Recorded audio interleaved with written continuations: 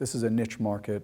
Postal Service leases about 25,000 facilities. They pay $1.4 billion in rent. Any way you look at it, this is a $10 to $15 billion market. We're the largest owner within the space. We own about 7% of the market. The next 20 largest owners own between around 11%. So you have 80% of the market that's up for grabs, and we're arguably the expert in the space. Joining me today is Andrew Spodek, CEO of Postal Realty Trust. So Andrew, where do you see the greatest growth potential for Postal Realty Trust in the second half of this year and into 2025? So I think we're poised to have the opportunity to grow the company, not just externally, but internally as well. The external growth is very interesting. This is a niche market. Postal Service leases about 25,000 facilities. They pay $1.4 billion in rent. Any way you look at it, this is a $10 to $15 billion market. We're the largest owner within the space. We own about 7% of the market. The next 20 largest owners own between around 11%. So you have 80% of the market that's up for grabs, and we're arguably the expert in the space.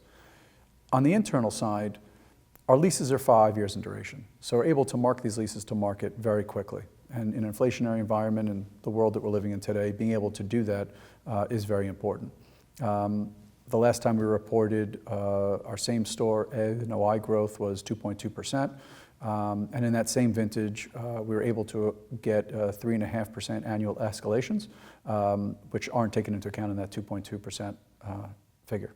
How would you describe the macro operating environment for Postal Realty Trust today, and how are you positioned to react?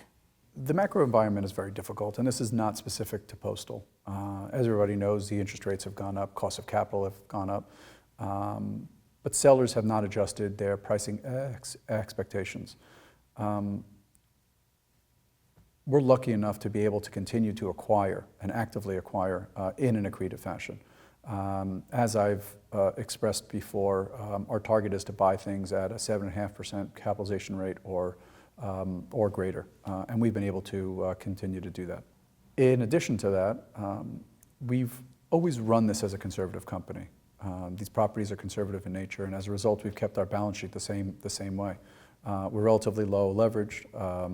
We're at 5.8 times, even though our target is to be below 7. We have the lion's share, if not all, of our credit facility available to us.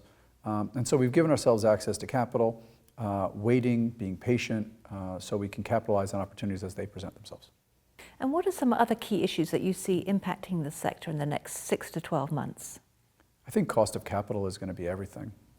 I think that if sellers don't adjust their pricing and our cost of capital doesn't change, then we're going to have to continue to acquire at lower volumes. And I don't think this is specifically a postal thing. This is a real estate thing again.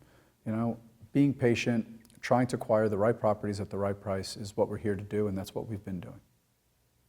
And any way you look at it, at least the way that I was brought up to see these properties, that these are government or real estate backed bond.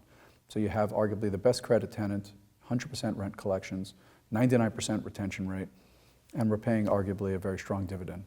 And so in a world like we're living in today, having a defensive play with a credit like the Postal Service is pretty safe.